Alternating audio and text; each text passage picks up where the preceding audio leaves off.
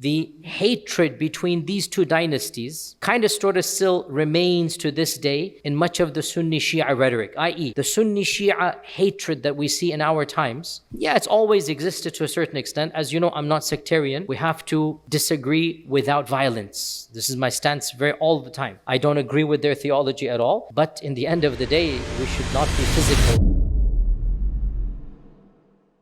Obviously, it is of relevance given what is happening, but I want to make it clear that it is not a political analysis today, at least, and there's no theological or sectarian issues. I want to give you some useful information, inshallah ta'ala, that will help you understand better that part of the world, and maybe in the future we can talk more detail.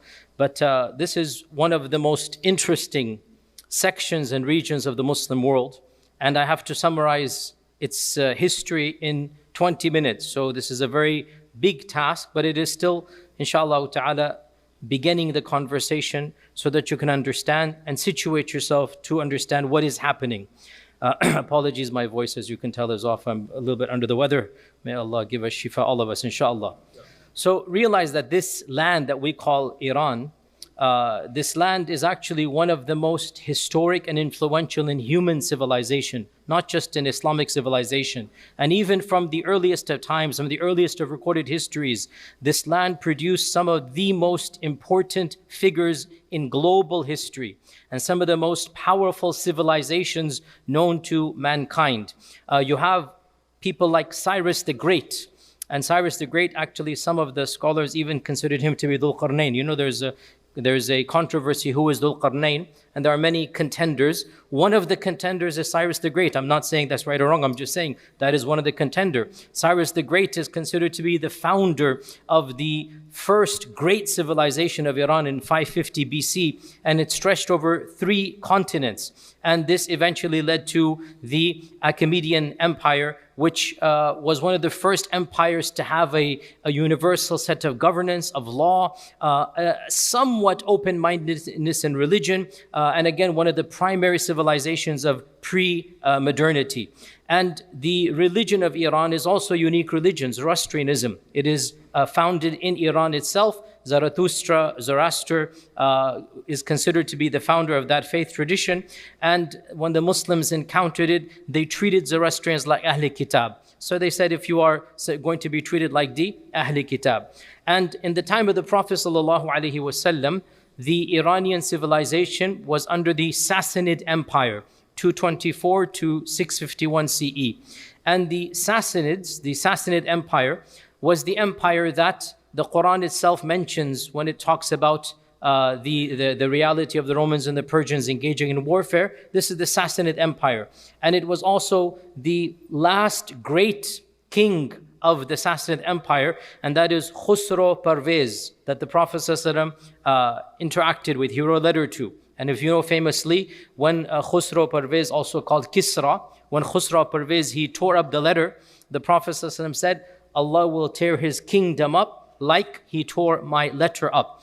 And this was a prediction that proved not only to be true, but also it is an amazing reality to the end of over 1,000 years of Persian dominance. Over 1,000 years, different dynasties had ruled. And this is one of the strangest quirks of history, how such a great civilization within less than a decade crumbled. The Romans and the Persians were at war for decades, in fact for centuries. The Byzantines and the Sassanids were at war for decades in the time of pre-Islam. They couldn't get rid of each other. A third civilization, which wasn't even known as a civilization, the Muslims, rises up, takes on simultaneously the Byzantine Empire and the Persian Empire, carves the Byzantine Empire in half and acquires it. Bilad sham and Egypt and Alexandria and North Africa, this was all Byzantine lands. All the way to Andalus, it was Byzantine lands. And Islam conquers it and eliminates the Sassanid Empire in totality. There is no remnants left of that original empire. The Muslims famously conquered it. Primarily the most important battle, which should be known to all of you, at least by name, the Battle of Qadisiyah. And the primary person is Sa'd ibn Abi Waqqas, associated with the Battle of Qadisiyah.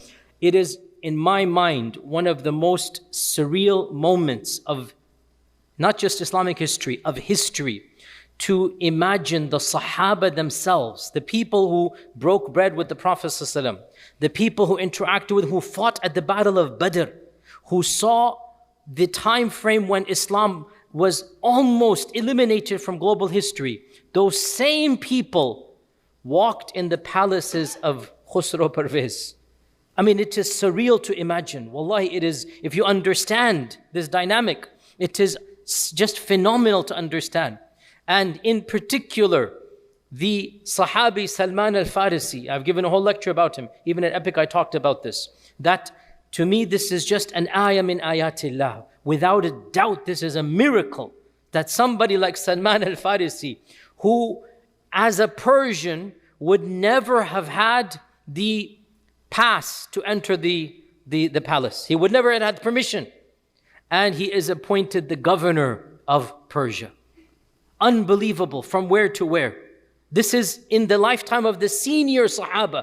We're not talking about Andalus and China that happened in time of Tabi'un. The first batch of Sahaba, Umar ibn al-Khattab radiallahu anh, in his time frame, Qadisiyah occurs.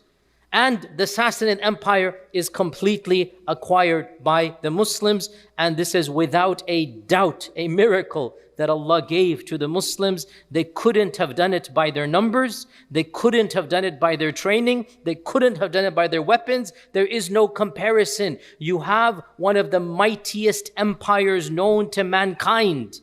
Go read books of history. Go look at their armament and their weaponry, their ferocity. And then you have a new civilization, not even a civilization, not even known to mankind. And they take them on and they become, as they say in Arabic, khabar kana. They become something that is just found in the books of history. And so the Muslims not only acquire this land, eventually Ali radiallahu an moves his capital to this region. Remember, Iraq and Iran were basically one entire region in this time frame. The capital of the Sassanid Empire was Ctesiphon. In Arabic it's called Madain. This is actually currently inside of the city of Baghdad. So understand that when we say Iran, we're not talking the modern country. Obviously, we're talking the civilization. And the capital is now in one of the suburbs of the modern city of Baghdad. This is where it ruled. And of course, we mean the Iranian civilization, not just the one country here. The people who spoke the language, the entire area that includes Azerbaijan and other regions. That whole region is basically the Persianate Empire. And the Umayyads then took over, and during this time frame, the conversion rate to Islam was very minimal. It's very interesting here that when the Umayyads ruled for 90 years, the Persian kingdom, or the Persian, remnants, the civilization, by and large did not embrace Islam. According to a number of surveys and studies, less than 10% embraced Islam. Why is this the case? There are a number of reasons given, but most likely, the number one reason, frankly, can be the Umayyads themselves were not encouraging conversions. And they had a very hierarchical policy. And this is well known. And when the Abbasids began their revolt, they actually allied with the Iranian converts. The Iranian converts and the other Muslim converts from non-Arab backgrounds, they were the main bulk of the Abbasid supporters. Why? Because one of the slogans of the Abbasids was that the Mawali are the non-Arab converts, are going to be treated the same as the Arabs, which is of course Islamic. The Umayyads didn't have this policy. The Umayyads had a more pre-Islamic tribal policy. So when the Abbasids came to power, and also the capital shifted, to that region as well, this is when conversion began exponentially. And this really shows you how mu'amala changes the hearts of people. Right? When did the bulk of conversion happen? It happened in the time of the Abbasids. So much so that by the end of this era, 90% of this region was Muslim. As is the case around the Muslim world, there was no forced conversion. We thank Allah, there has not been a single case of civilizational forced conversion anywhere. Whether it was in Egypt, whether it was in Andalus, in North Africa, in Bilad al-Sham, in Iran, there was never forced conversion. Yes, conversion is incentivized. Yes, you get perks, tax benefits. We're not going to deny that. But nobody's putting a sword and saying convert or die. This is just a myth. And the very fact that when the Umayyads were harsher, less conversion. When the Abbasids were nicer, more conversion. It shows you what? Conversion is coming from the heart. Conversion is coming when people see the beauty and the good, and then they embrace Islam. So by the end of the Abbasid time frame, we have estimates now, these are all modern surveys done, up to 90% of the population had now embraced Islam. You can see almost 100% Muslim. As in all cases, there are pockets to this day. Egyptians are 10% Copt, even in Bilad al-Sham and in in Lebanon, others, you have the Maronite Christians, you have the Coptic Christians, Nestorian Christians. Islam never eliminated all faith traditions. And you still had Zoroastrians and Christians in Iran and Jews in Iran. You had some of the largest groups of Jewish people. Why? Because when they fled Byzantine lands, the emperors of Persia welcomed them to come in. This is pre-Islam. So you had large groups of Jewish people living in Iran as well. And when the Muslims came, they allowed them to remain as they are. It is true, many of them would not like this, and so they went to other places to get their taxes over. That's true. And that's why many Persians, when the Muslims conquered Persia, they decided, especially the rich, they decided to migrate voluntarily. They weren't forced to. And they went to the closest neighboring polytheistic region, and that is India. And when they went there, so they were called the Persians, the Parsis. And as you know, to this day in India, there's a group called the Parsis, and this is the Parsis. And the Parsis, they're from the Iranian merchants, the rich people who didn't want to pay the extra taxes. They wanted to just, take their wealth. And so they voluntarily migrated to India, and their descendants are still there to this day. Now, I'm not going to go over all the history of Iran, but I will mention a few key points. Of the points that I want everybody to know is that Iranian scholarship shaped Islam. This is a non-controversial statement. The ulama of that region shaped Islam. They contributed unbelievably in every single discipline. And in fact, we even have prophetic ahadith that seem to indicate this.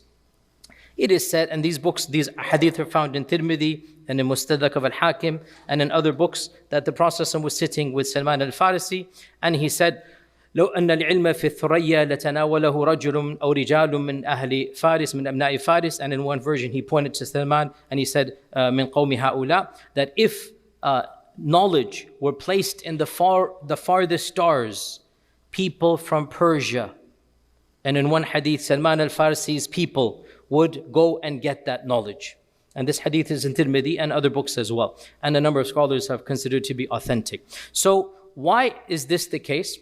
Because Persian civilization was really the most literate and the most sophisticated.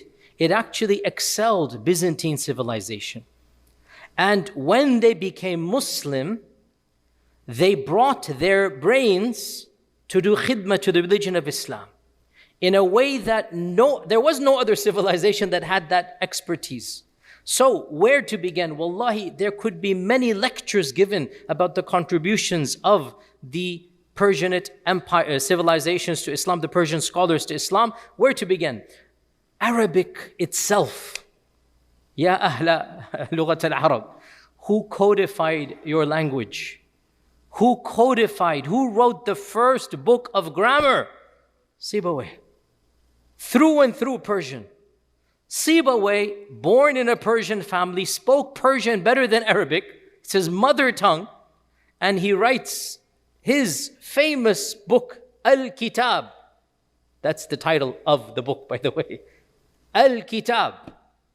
And it is the first and the the mother of all books in Arabic grammar. It's a Sibawayh. In hadith, oh my God, hadith wala haraj. It is as if the majority of muhaddithin are from this land. Imam Bukhari, Imam Muslim, Imam Tirmidhi from Tirmidh, Imam al-Nisa'i, Imam Ibn Majah from Qazwin. It is as if like only basically Abu Dawood and Imam Ahmad and others are from pure Arab. Otherwise, all of these, and that's just the main generation. If you want to go beyond that, we can keep on going, right? You look at the scholars of fiqh. Abu Hanifa, الناس عيال في الفقه على أبي حنيفة. Imam Shafi'i is allegedly reported to have said, people are indebted when it comes to fiqh to Abu Hanifa. What was Abu Hanifa? An Arab? He was Persian through and through. He spoke Farsi at home. Abu Hanifa is the first of the great fuqaha, and he is pure and through Farsi. And after him as well, you have so many Al-Jassas and others from the same, tradition. The scholars of tafsir, Imam al-Tabari is from that civilization. Al-Zamakhshari is also Persian stock. The scholars of Aqaid and Ilm al-Kalam, Imam al-Juwayni, Al-Ghazali, through and through Iranian. Al-Ghazali represents Iran of the 11th century. This is Iran is Iranian Islam. Al-Ghazali, born in Islam, born in Iran, born in Tus, born and raised, lived there, and then at the end of his life he becomes the rector of the university. But otherwise he is through and through, he is Iranian. And you have so many others as well. And of course, let us not forget some of the greatest civilizational poets of the Ummah. Poets who really brought a level of culture, civilization to the Ummah. You have Firdausi and his famous book. Who knows his book? The what? The Shahnama of Firdausi. You have Hafiz. You have Jalaluddin al-Rumi. You've all heard of Rumi. What language did Rumi write in? Not Arabic. Rumi did not write in Arabic.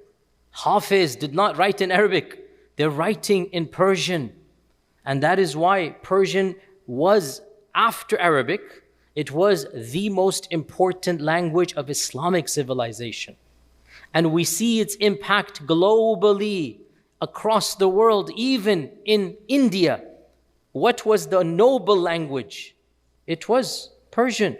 And that is why even Iqbal, a century ago, which language is he writing in? In Persian. This is the influence of the Persian civilization on Islam. We have to understand there's no civilization that is impacted, obviously other than the local Arab and Hijaz, after obviously the Arabian civilization. The Iranian civilization, the Persian civilization impacted Islam more than any other and benefited more than any other. Now, all of these great names I mentioned are of course Sunni. Yes, Al-Rumi and all of them were Sunni. But unfortunately, we in our minds have no idea. And we associate Iran with 12-er Shiism. Now, this is a sensitive topic. I'm not getting sectarian. Literally, I'm just being historic right now. So there's no judgment. I'm just telling you what happened.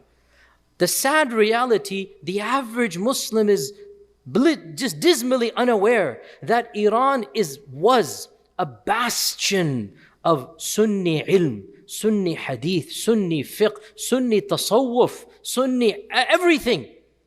Except recently it changed. And most people don't understand the debt we owe Iranian or Persian civilization. I just give you some of the names. There's so many more as well, by the way. So what happened? How did Iran become 12-er Shia? How did that happen? And again, I'm not being sectarian. I'm just being factual right now. This is literally Allah's qadr because of one man. One man. Of course, he founded a dynasty, but it is one man. One person made this decision and enforced it. And that is Ismail as-Safavi. Ismail as-Safavi. This is the person whose name you need to know when it comes to this reality. And this is relatively yesterday, 1501 CE, 500 years ago, right? For the bulk, 1,000 years, Iran was a bastion of Sunni ilm and of Sunnism. Shi'ism was not associated with this region. It was associated in small pockets in Kufa and in other places. There was a small area as well in Lebanon. It was associated with Tashayyu' from the beginning of time, especially Kufa. It was Eastern Iraqi phenomenon.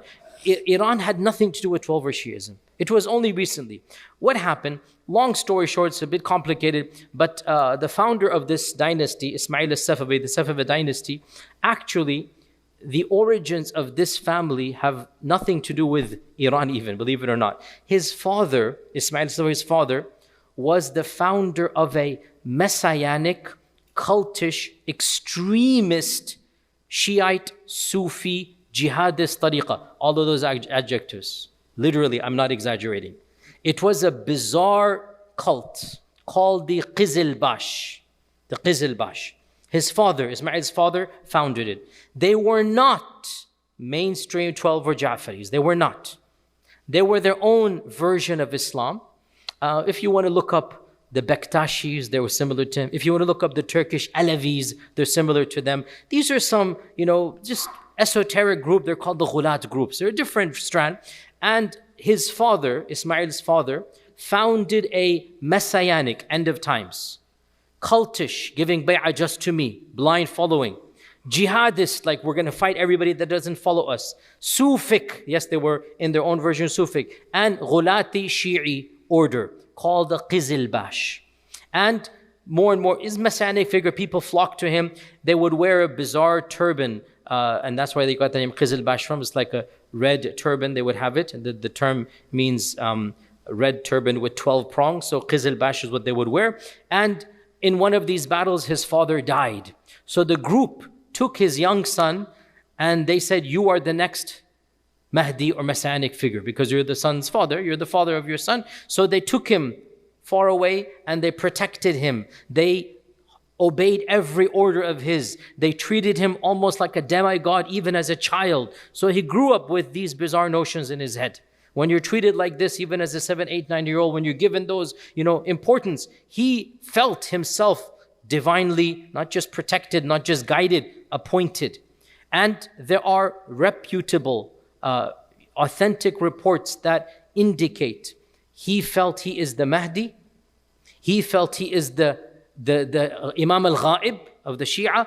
And in fact, it is quite clear, he even said he is the return of Imam Ali himself. He had these strange beliefs. So he is not mainstream 12er. He is not your traditional 12er Shia. He is his own version. At the young age of 12, 13, whatever, he then says, Khalas, we're going to go and conquer the world. And he gathers his followers because they have put him on the pedestal, so they actually follow him through. And because they're fanatical warriors, and whatever the politics and the political situation, the weaknesses of the time, he manages to actually conquer a large, not he with his generals, with his large army, he conquers what we now consider to be the land of Iran. And when he enters the famous city of Tabriz, which is in Iran, Tabriz, when he enters Tabriz, he then announces himself for the first time in 2,000 years. The term has never been used. He says he is the Shah of Iran. Now, who used this term in the past? No Muslim ruler. This was something Cyrus used. This is pre-Islamic. This is not something any Muslim ruler ever used. This is a term that has nothing to do with our faith. The first Shah of Iran in the Muslim time frame is this guy Ismail al-Safavi. And at the age of 14, 15, he publicly declares, from now on, we are going to have 12er Shi'ism as the state religion. His advisors said, don't do this. You're going to, the people are not Shia. This is where he said, no, Allah has sent me. I am the chosen of Allah. Allah has designated me. I am the Mahdi al-Muntadhar. I am this and that. And I will enforce 12er Shi'ism. How? This is when, again, I'm not being sectarian, but it will come off as criticism because it is criticism. What happened should not have happened. But I don't mean to inflame sectarianism simply by describing the past. One of the most brutal cases of religious forced conversion in human history took place right now. This is a reality that most people are unaware of, but it needs to be said. And any fair-minded person, I would hope, even if they're 12 or Shia, I would hope they would say, this should not have been done. Even if you think that is right, the way he went about doing this is one of the most brutal mechanisms in human history. What did he do? Literally at the age of 4, and he's 14, so remember, because he's so young, fanatical, and he's been treated his whole life the way he does, so he issues a decree that immediately, henceforth, all Sunni masajid will become Shi'i, all Sunni madaris either shut down or become Shi'i. Every khutbah will have a section in it where, astaghfirullah for even saying this, Abu Bakr, Umar and Uthman radiallahu anhum, we will give la'na, tabarru from them. Tabarru. And we will force all of the senior scholars to publicly do the same. And if they don't, they shall be imprisoned, jailed, or executed. And we will convert the system from being Sunni fiqh to being 12 or Ja'fari fiqh. And by the way, one thing is interesting, he kind of understood he couldn't import his extremist version of Shi'ism. So the closest thing that he could think of was at least 12-er Shi'ism. Because 12-er Shi'ism at least had some fiqh and some, whereas his version or whatnot was absolutely unique in this regard. And this is a political statement as well. Why? Because he wants to break clear of the Ottoman Empire and of the entire, he wants full independence. He wants no ties with anybody else. How are you going to do that? You're going to do this by establishing your own faith-based system that has no parallel in the entire world. It was a political move, and we know this because he was not a 12-er Shia growing up. He's not a believing 12-er Shia growing up. It's a political move to maintain despotic independence. Everybody's going to be following a new system. And this is exactly what he did. That for the next 100 years, him and his descendants basically executed thousands of scholars, senior scholars, who refused to publicly curse the three khulafa. They exiled or forced exile, or the people themselves had to flee for their lives, hundreds of thousands of people. They imprisoned tens of thousands of opposition and Sunni imams, and there were no Shi'i scholars, or very few. So what are they going to do? I mean, there were no in Iran. What are they going to do? They began importing senior 12-er clerics, especially from what we now call Lebanon, in a place called Jabal Amil. So Al-Amili family, they came.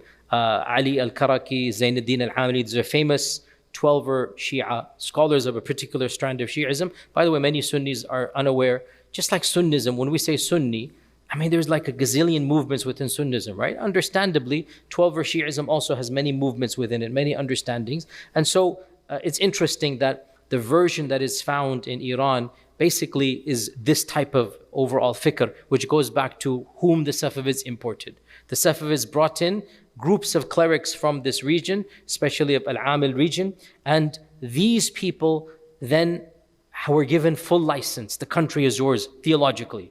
Do what you will. So they instituted curriculums, they built madaris in Isfahan, in Qazwin, in Tabriz, some of which are still standing to this day. They began training their own scholars, and they effectively banned Sunnism. One simple statistic, in 1500 CE, Shi'ism was less than 5% of Iran. Just like with every city, there must be some, less than 5%. Within 100, 150 years, Shi'ism becomes 95%. This is a simple statistic. And this should not have happened. But this is why Iran is now 12-er Shi'i. Because the Safavids politically wanted to break away, and they wanted full independence, and they wanted theologically no ties with the rest of the Ummah. Understandably, the rest of the world was not happy with this, especially the Ottoman Empire. The Uthmani Khulafa were extremely incensed and enraged, and the Uthman, the Ottomans, and the Safavids went to war multiple times. There was extreme rivalry, there was geopolitical competition, there were a number of military confrontations, even senior famous Sulaiman al-Qanuni, others of the Ottomans, they have famously harsh remarks against the Safavids. They decried the execution of these ulama. They considered the Safavids to be like the work of the devil. And modern historians say, and there's really an element of truth, I don't mind saying this, that there's an element of truth. Modern historians and political analysts say the hatred between these two dynasties kind of sort of still remains to this day in much of the Sunni Shia rhetoric, i.e., the Sunni Shia hatred that we see in our times. Yeah, it's always existed to a certain extent. As you know, I'm not sectarian. We have to disagree without violence. This is my stance all the time. I don't agree with their theology at all, but in the end of the day, we should not be physical against another person if they're not physical with us, and we have to be careful about fomenting extra hatred. And the fact of the matter is, in many times of Islamic history, that was the reality across the world. Why is there so much animosity between modern Sunnis and Shias? There is a theory which has a lot of legitimacy, that this actually goes back to the Safavid or Uthmani conflict, that the scholars of both began extra sectarianism against the other. Because there's this war going on, because there's actual battles going on, so that kind of sort of remains to this day. And if you look at it, some of the senior people that are quoted by both sides, they go back to this era, that there's a lot of animosity during this time frame. Nonetheless, so this is where it became Shi'i. Let's skip over the next 400 years, the Nadir Shah reign and the Qajar dynasty. Let's get to modernity and then finish off, inshallah ta'ala. So in 1921, the end of the Qajar dynasty, one of the modern military generals or our young army officers, his name is Raza Shah. He overthrows the last of the Qajar kings and he establishes the Pahlavi, the Shah dynasty. He establishes the Pahlavi dynasty. And World War I happens, World War II happens, and in World War II era, the Iranian people, they seem to gravitate towards freedoms, democracy. They want to make the Pahlavi king nominal, just like the Queen of England, or the King of England now, and form a democracy. And that's actually what happens. They form a parliament. So the Iranian people now, there's a new excitement, there's a new world post-World War II, and they elect the only free and fair elections in the history of Iran in 1951. This is very important. The only free and fair elections where the people are voting, candidates are saying who's going to be, and they elect their prime minister, and his name is Muhammad Musaddiq. And by all accounts, Muhammad Musaddiq is well, without a doubt, he's very educated. He is a genuine leader who loves his people. There's no question, go read his biography. He really wanted good for his people. And he realizes one of our biggest problems is our oil is controlled directly by British Petroleum, BP. It was called something else, but it's BP that became BP. You know, BP is the largest oil company in England, BP, right? And BP had written a contract with the king. They had not first dibs, they had full rights to the oil. They would mine, they would extract, they would purify, they would sell, and then for every dollar, a few pennies to Iran. This is blatant modern colonization that happened. Muhammad Musaddiq understood this is not going to work. You are fleecing us. You are bankrupting us. So one of the first things he does, gets rid of that contract and says to the Iranian people, this is our land, this is our oil, let's make our own company. And that's what he did. He nationalizes the oil. But you see, the superpowers don't want you to have your own wealth, do they? They don't want you to have to control your own resources. If you are not careful, they might even invade your country in the middle of the night and arrest you with your wife and drag you back here because they want your oil. But you see, back then they weren't that blunt. You would think we would learn more, but no, we're actually more blunt now. So, Mr. Winston Churchill, you've heard his name? Mr. Churchill is in charge of BP, well, England, but that is BP, right? This is the modern East India Trading Company. That's the modern version of it. Wallahi, history repeats itself over and over again. Oh, Indian, Pakistani, Bengalis, what is the East India Trading Company? It is because of that company that so much havoc and chaos exists in our world. And what was it? It was an extension of the British Parliament. That was the real British policy. Go back 300 years, the same thing. 100 years, the same thing. Instead of East India Trading Company, it's a British Petroleum. Same concept. And so, can you believe, I'm not making this up. Wallah, you think I'm going to, no, this is real. Winston Churchill calls up America, says, help me. The Iranian people have gotten rid of our monopoly on the oil. And again, this is such an interesting, I wish I could go more here. In some ways, I know this is idealistic, by and large, our country, the US of A, was by and large isolationist for much of its history. Because the founding fathers had seen what happens when you interfere in other lands. And they didn't want that. So the spirit of isolationism, that's why World War I, America had to be dragged in. They didn't want to be involved. To the very end, and even that, they say was engineered, but khair, it is what it is, right? But during World War II, when the superpowers of Europe all crumbled, a vacuum is created. And it is that vacuum in which America now, we're seeing now, to be honest, many people are saying the decline has long begun, but that's a separate story altogether. Empires take centuries to decline, decades to collapse. And this is we're beginning to see this reality now. So in this point in time, America is still somewhat of a neutral player, somewhat, relatively speaking. And Winston Churchill, because of World War II, is bankrupt. He doesn't have the resources that are needed. And so America decides, in conjunction with England, that they will get Iran's oil back. How do they do this? Now, I know some of you will think I'm telling you conspiracy stories. You don't believe me? Log on to Wikipedia, very, very trustworthy source. Log on to any website, go read any academic book.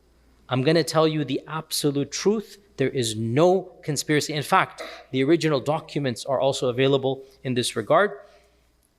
World War II had seen the creation of a new entity here in America. It was called the Central Intelligence Agency, the CIA. This is brand new. World War II caused America to realize we need foreign influence. And the CIA, you should all be aware, operates outside of presidential and congressional and senatorial jurisdiction. It is not, there are no checks and balances. It can do anything and get away with it. Whereas technically the FBI cannot. Technically, no organization within America can get away. You can technically, even now what we're seeing with ICE, the state is suing ICE. Minnesota is even now there's some checks and balances, right? You cannot do this to the CIA. The CIA is black box. It's its own entity. We should all know this. This is the newest American organization now, post-World War II, and I'm not making this up, the first project assigned to them, overthrow Muhammad Mossadegh and reinstall the Shah with full power. No questions asked. Get rid of democracy, get rid of the parliament, and get the oil back. This was the task handed to the CIA. I'm not making the, wallah, I'm not making the, go read this. And this is called Operation Ajax, A-J-A-X. Go look this up, Operation Ajax. So, long story short, in 1951, 52, 53, all of this time frame, Operation Ajax, along with some help from the British, but this is primarily an American thing. Here's the irony. The Brits called the Americans, wanting the Americans to help to get the oil back to the Brits. But of course,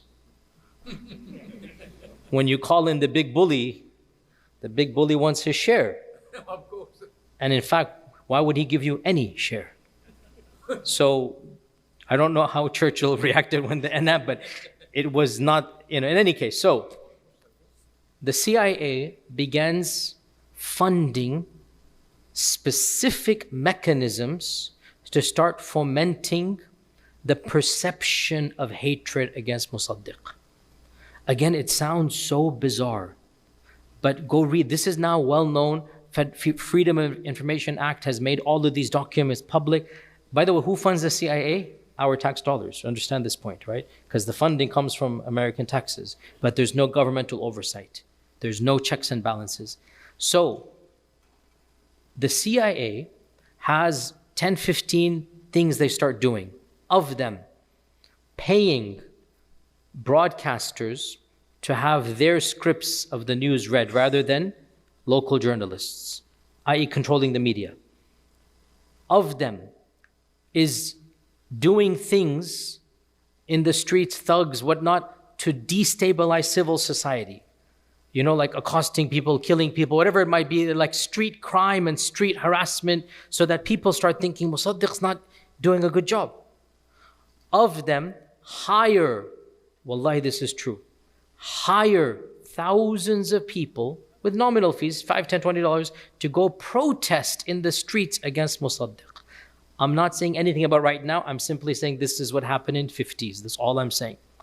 The CIA paid people to go and protest in the streets, to create the illusion that there's a lot of anger. And what's going to happen? It's human nature, even if you are not paid. But when you see 10,000 people chanting something, they're like, yeah, maybe they're right. Yeah, and you get swept up as well, right? You create the circumstances. And in that, after all of this, what is said and done, in the end of 1953, the Shah issues an executive order, similar to Hitler 20 years ago, in order to achieve stability. In order to shut down all of this chaos, you have to give me my rights back. I have full control. I abolished the parliament. And for the sake of your peoples, your safety, I have to be your king as a real king. And I'm going to arrest Musaddiq. I'm going to execute 2, 3, 4 people were executed, right? The other ministers, whatnot. Musaddiq dies under house arrest. They didn't actually execute because he was too popular. Believe it or not, he was so popular that they didn't actually want to execute him. So they kept him in house arrest until he died. And then from 1953 until he was deposed in 1979, the Shah of Iran, who was the son of the founder I told you about, the Pahlavi dynasty, it was his son. The Shah of Iran rules Iran with one of the most brutally repressive regimes of the last century, with direct aiding and abetting of America and England. Because why? As soon as he arrests Musaddiq, what do you think happened to the oil? BP didn't get it. Shell, Exxon became the number one extractor, refiner, and seller of Iranian oil. Politics and commerce, hand in hand. US foreign policy, multinational corporations, hand in hand, over and over and over again. Whether it's the Gulf War, whether it is then, whether it is now, there's always the two colluding together. This is the reality. And because the Shah did the bidding and the oil is the Americans' oil, they didn't care how repressive he was. We want you in office, you do whatever you need to do. And in his time frame, the level of brutality against his own people, all that we hear about of later on Libya, Iraq, whatever, it began with Iran. All the brutalities that happened afterwards, Iran is where it began under the Shah. And go speak to any sane Iranian of that time frame who will tell you the realities of how evil this man was. You couldn't even have a private conversation in your house with your friends criticizing the Shah. If you criticize the Shah in private conversation, you would be disappeared, perhaps never heard of again, executed, tortured in the worst manner possible, because one of those people would turn out to be a spy. He'd get money to turn you in, turns you in, he gets some money, and you're gone for life. 25 years he ruled with an iron fist. To give you one example, in 1971, Muhammad Reza Pahlavi, the Shah, he staged what is considered to be one of the most extravagant celebrations in human history.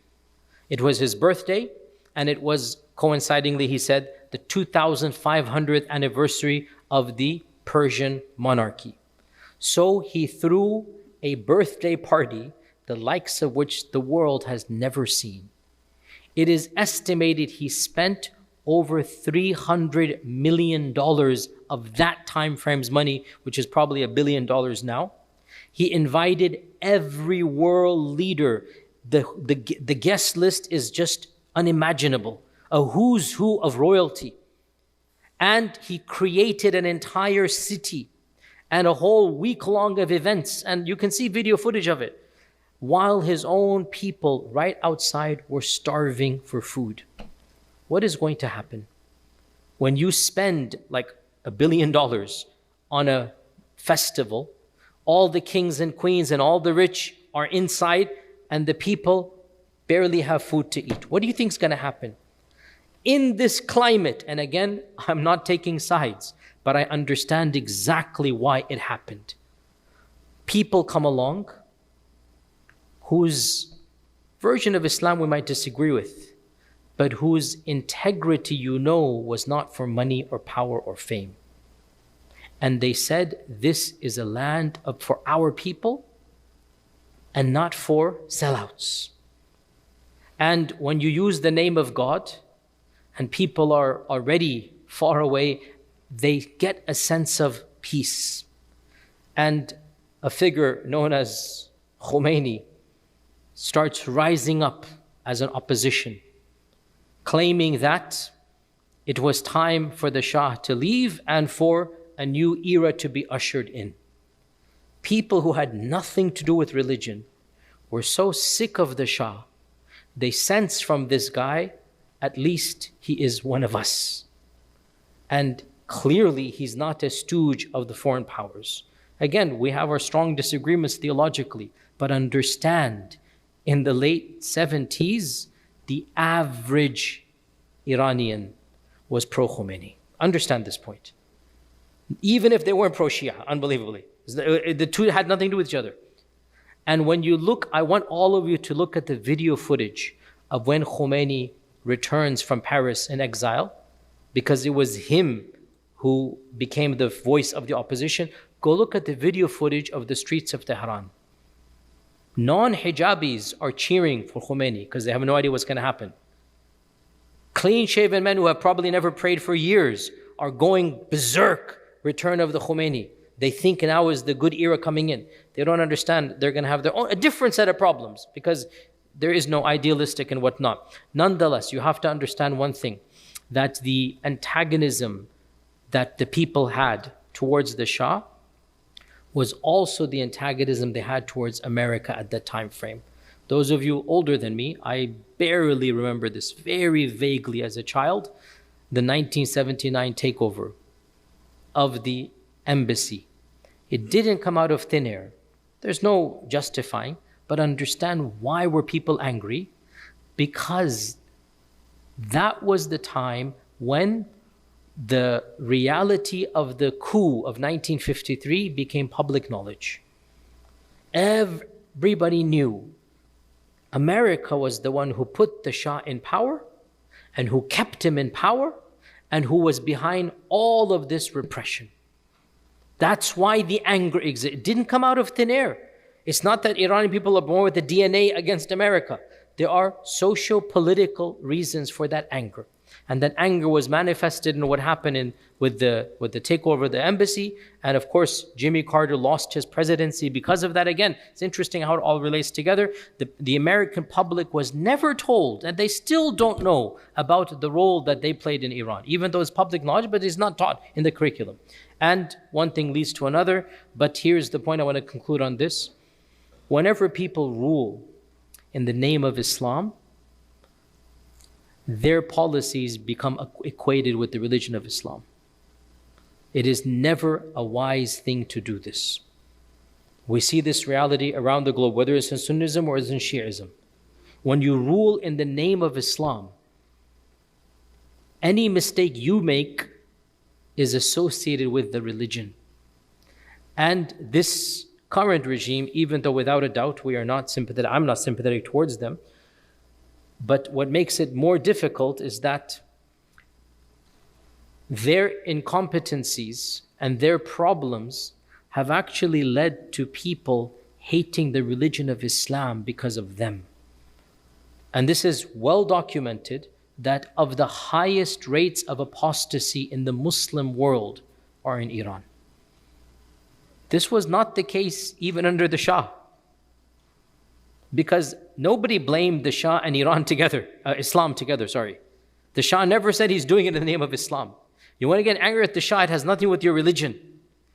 But when you have an ayatollah, when you have a religious cleric ruling in the name of religion, or you have another group, whether they're in Afghanistan, whether they're anywhere else, ruling in the name of religion, their policies, when they fail, in the eyes of many people, it becomes a failure of religion. And so this is why we are seeing in YouTube such anger even against the religion, a'udhu billah. There is no excuse for what these people are doing. You don't burn the mosque, you don't, but this is their crazed mentality. Bottom line, I don't want to become political analyst here. Simply understand that history teaches us we should not be naive and take things at face value. History teaches us, generally speaking, superpowers are involved in engineering things. Generally speaking, they never learn. They think that by getting somebody in office that will like them, that will do their bidding, this will be better for civilization and society, but always it turns out to be for the worst. And so let's keep our judgments minimal, be a little bit more wise in this regard. And the main thing is we pray for the safety and the security of innocent people who unfortunately are always the one that pay the heaviest price for the games that take place at the political level. The games that take place between the politicians, they don't pay the price because they will pay it in the akhirah, by the way. Who pays the price in this world? The innocent people. So we ask Allah to protect the innocent people. We ask Allah Azza wa Jal to save the lives of all those who have nothing to do with the evils of reality, and to deal with those that are involved in fitna and fasad, to deal with them in this world before the next. And inshallah, maybe later we'll give more political analysis. Wassalamu alaikum wa rahmatullahi wa barakatuh. فيا ذلي ويا خجلي إذا ما قال لي ربي أما استحييته تعصيني ولا تخشى من العتب وتخفي الذنب عن خلقي وتأبى في الهوى قربي فتب مما جنيت عسى تعود إلى